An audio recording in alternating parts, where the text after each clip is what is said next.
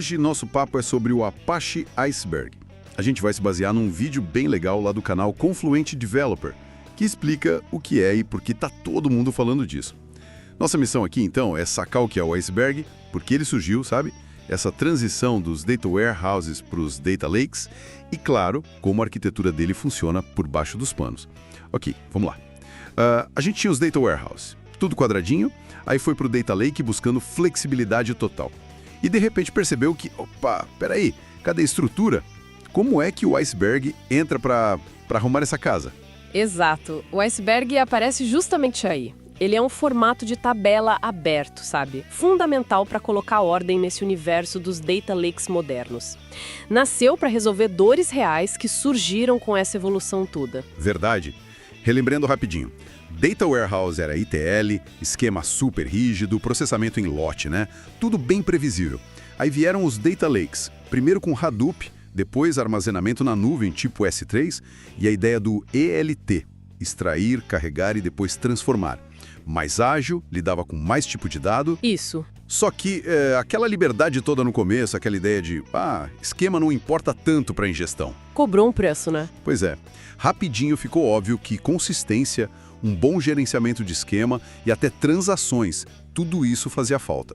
Os data lakes originais penavam com isso. E é aí que o iceberg, que nasceu lá na Netflix, se apresenta como a solução. Como eu disse, um formato de tabela aberto. O objetivo? Trazer de volta o gerenciamento de esquema, a consistência e as transações para o data lake. E o fascinante é como ele faz isso, atacando as limitações que existiam antes de um jeito bem inteligente. E como ele faz essa mágica toda? A arquitetura dele parece ser a chave, né? Tem umas camadas. Começa com os dados brutos, os arquivos mesmo. Isso. Na base de tudo, a gente tem a camada de dados. São os arquivos, por exemplo, em formato Parquet, que guardam os dados em si. Ok. Aí, construindo sobre isso, vem a camada de metadados. Primeiro tem os arquivos manifest. Pensa neles como listas. Listas dos arquivos de dados. Exatamente. Listam quais arquivos de dados fazem parte de uma versão específica da tabela. E mais, eles guardam metadados extras, tipo estatísticas de coluna, sabe? Valor mínimo, máximo... Opa, peraí.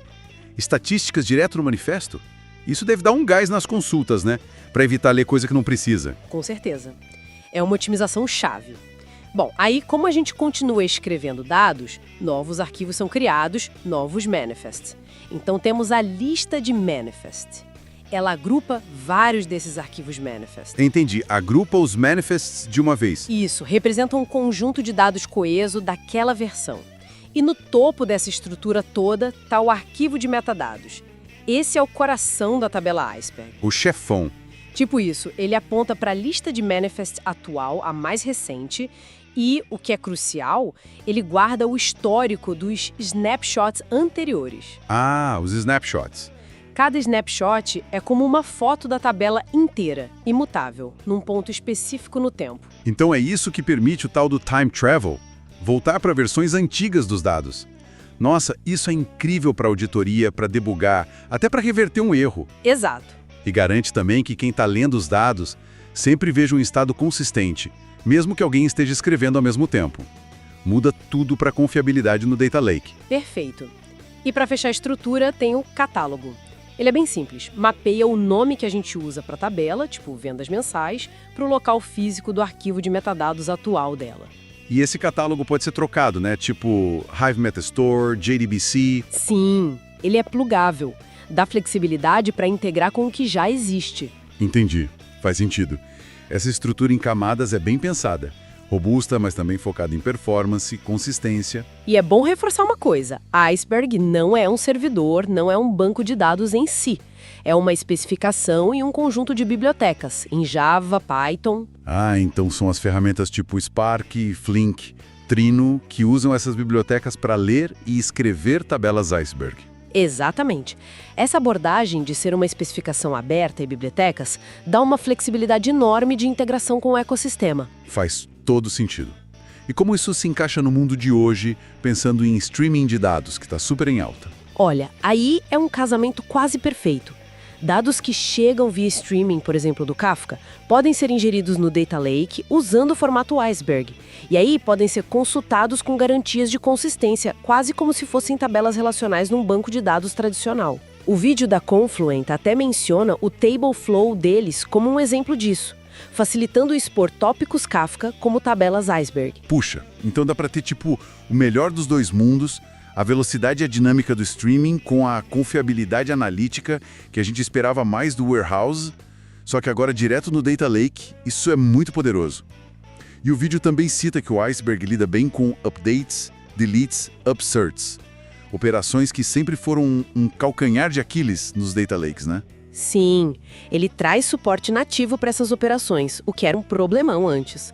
Como fazer um update no arquivo Parquet mutável no S3? O Iceberg gerencia isso. Então, resumindo a ópera aqui, Apache Iceberg não é só mais um formato de arquivo. É um padrão aberto que traz de volta a disciplina, com o esquema, a confiabilidade com snapshots e transações e ainda ajuda na performance dentro do Data Lake. Isso significa que, sei lá, análises complexas, ferramentas de BI, até treinamento de machine learning, tudo isso pode rodar direto nos dados mais recentes, no lago mesmo, mas com uma confiança que antes era difícil ter ali. Meio que democratiza o acesso a dados frescos e confiáveis, né? Exatamente. É um avanço bem significativo para a arquitetura de dados moderna. E para deixar uma pulga atrás da orelha, né, o material menciona essas capacidades de update, delete, transações, mas fica a pergunta: como exatamente o Iceberg garante a atomicidade disso tudo? Quer dizer, como ele faz uma operação complexa dessas sobre arquivos que lá no S3, por exemplo, são imutáveis?